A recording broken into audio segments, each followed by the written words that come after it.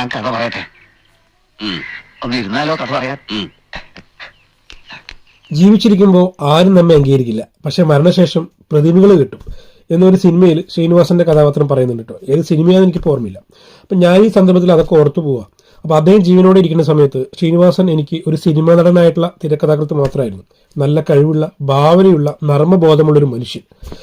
പക്ഷേ മരണശേഷമാണ് പലരുടെ അഭിപ്രായങ്ങളും പല പഴയ ഇന്റർവ്യൂകളൊക്കെ കണ്ടപ്പോൾ ശ്രീനിവാസൻ ശരിക്കും എനിക്ക് ഒരു ഗുരുനാഥ തുല്യനായി, അല്ലെങ്കിൽ ഒരു ഗുരുനാഥനായി എന്ന് തന്നെ പറയാൻ പറ്റും. എന്തായാലും കഥാപാത്ര സൃഷ്ടിയിൽ അദ്ദേഹത്തിന്റെ അപാരമായിട്ടുള്ള കഴിവുകൾ ഓർത്തെടുത്തപ്പോൾ ആ മനുഷ്യനെ ഞാൻ മുൻപേ മനസ്സിലാക്കേണ്ടിയിരിക്കുമെന്ന് തോന്നിപ്പോയി. മലയാള സിനിമയിലെ നെടുന്തൂണുകളായിട്ടുള്ള മമ്മൂക്ക, ലാലേട്ടൻ, ജയറാം, മാമുക്കോയ, ഇന്നസെന്റ്, ജഗദീഷ്, മുകേഷ് തുടങ്ങിയവർക്കൊക്കെ മികച്ച കഥാപാത്രങ്ങൾ നൽകിയൊരു എഴുത്തുകാരനായിരുന്നു അദ്ദേഹം. അതേപോലെ മാമുക്കോയുടെ മകൻ ഇക്കഴിഞ്ഞ സമയത്ത് ഒരു ഇന്റർവ്യൂവിൽ ഒരു കാര്യം പറഞ്ഞിട്ടുണ്ടായിരുന്നു. മാമുക്കോയെ ജനകീയനാക്കിയതും ഇക്കണ്ട സ്വത്തുക്കളൊക്കെ മാമുക്കോയ്ക്ക് നൽകിയതും ശരിക്കും ശ്രീനിവാസനാണെന്നുള്ളത്. ജഗദീഷിനെ ഇന്ന് കാണുന്ന ജഗദീഷാക്കിയതിൽ പ്രധാനമായിട്ട് പങ്കുവഹിക്കുന്നത് ശ്രീനിവാസനായിരുന്നു എന്ന് ജഗദീഷും പറഞ്ഞിട്ടുണ്ട്. ശ്രീനിവാസൻ എന്ന എഴുത്തുകാരനും സുഹൃത്തും ഇല്ലായിരുന്നെങ്കിൽ സത്യനന്ദിക്കാട് ഉണ്ടാകില്ലായിരുന്നു എന്ന് സത്യനന്ദിക്കാടും പറഞ്ഞിട്ടുണ്ട്. മലയാളത്തിന്റെ മഹാനടന്മാരായിട്ടുള്ള മമ്മൂട്ടിക്കും മോഹൻലാലിനും തുടക്ക സമയത്ത് ശ്രീനിവാസൻ കൊടുത്ത കഥാപാത്രങ്ങൾ പിൻകാലത്ത് അവരെ സൂപ്പർ താരങ്ങളാക്കി. മേള എന്ന സിനിമയ്ക്ക് മമ്മൂട്ടിയെ സജസ്റ്റ് ചെയ്തത് ശ്രീനിവാസനാണെന്നും അതേപോലെ തന്നെ തനിക്ക് ആദ്യത്തെ ശമ്പളം തന്നത് ശ്രീനിവാസനാണെന്നും മമ്മൂട്ടി ഒരു അവസരത്തിൽ പറയുകയുണ്ടായി.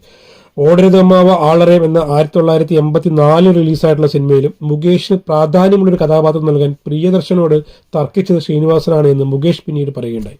മുകേഷിന് ഹാസ്യം വഴങ്ങില്ല എന്ന പ്രിയദർശന്റെ അഭിപ്രായത്തെ എതിർത്ത് ഇല്ല അവനെ കൊണ്ട് പറ്റും എന്ന് വാദിച്ച് ആ റോൾ മുകേഷിന് തന്നെ നൽകിയത് ശ്രീനിവാസനാണ്. ആ സമയത്ത് മുകേഷുമായി യാതൊരു രീതിയിലുള്ള സൗഹൃദവും ഇല്ലാതിരുന്നിട്ട് പോലും മുകേഷിന്റെ കഴിവിൽ ശ്രീനിവാസന് ഒരു വിശ്വാസം ഉണ്ടായിരുന്നു. ശേഷം ചരിത്രം. അതേപോലെ കഥ പറയുമ്പോൾ എന്ന സിനിമയിലെ കഥാപാത്ര നിർമ്മിതിയെക്കുറിച്ച് ഒരു ഇന്റർവ്യൂവിൽ ശ്രീനിവാസൻ പറയുന്നുണ്ടായി. ആ ഗ്രാമത്തിൽ ബാർബർ മാത്രമല്ല ഹോട്ടലുകാരനും അതേപോലെ മറ്റു പല തൊഴിൽ ചെയ്യുന്ന ആൾക്കാരൊക്കെ ഉണ്ടാകാം. പക്ഷേ കഥയുടെ ഒഴുക്കിന് പറ്റിയ ആൾക്കാരെ, കഥാപാത്രങ്ങളെ മാത്രം, അതായത് കഥയ്ക്ക് പറ്റിയ ആൾക്കാരെ മാത്രമാണ് താൻ എഴുതിയത് എന്ന് അദ്ദേഹം പറയുണ്ടായി. അതായത് ആ ഒരു സാങ്കല്പിക ഗ്രാമത്തിൽ പല തൊഴിൽ ചെയ്യുന്ന ആൾക്കാരുണ്ടാവാം, പക്ഷെ നമ്മൾ മുന്നിൽ കണ്ടത് ആ സിനിമയിലെ കഥാപാത്രങ്ങൾ അല്ലെങ്കിൽ ആ സിനിമയ്ക്ക് പറ്റിയ ആൾക്കാരെ മാത്രമാണെന്നുള്ളതൊക്കെയാണ്. ഇന്നസെന്റിന്റെ ഈപ്പച്ചൻ മുതലാളി, ജഗദീഷിന്റെ സരസൻ, കോട്ടയം നസീറിന്റെ വർക്കി തുടങ്ങിയ കഥാപാത്രങ്ങൾക്ക് ഉദാഹരണമാണ്. എന്തൊരു മനുഷ്യനാണ് പ്രിയപ്പെട്ട ശ്രീനിവാസൻ. ഒരിക്കലും മരിക്കുന്നേയില്ല. അദ്ദേഹത്തിന്റെ കഥാപാത്രങ്ങളിലൂടെ അദ്ദേഹം അവസരം കൊടുത്ത് താരങ്ങളാക്കിയ നടന്മാരിലൂടെ, മമ്മൂക്കയിലൂടെ, ലാലേട്ടനിലൂടെ, ജഗദീഷിലൂടെ, മുകേഷിലൂടെ ഒക്കെ അദ്ദേഹം നമ്മുടെ എല്ലാം ഹൃദയത്തിൽ ജീവിക്കും. ഒരിക്കൽ കൂടി ഞാൻ അദ്ദേഹത്തെ ഓർക്കുകയാണ് ഈ അവസരത്തിൽ. ശ്രീനിവാസന് മരണമില്ല.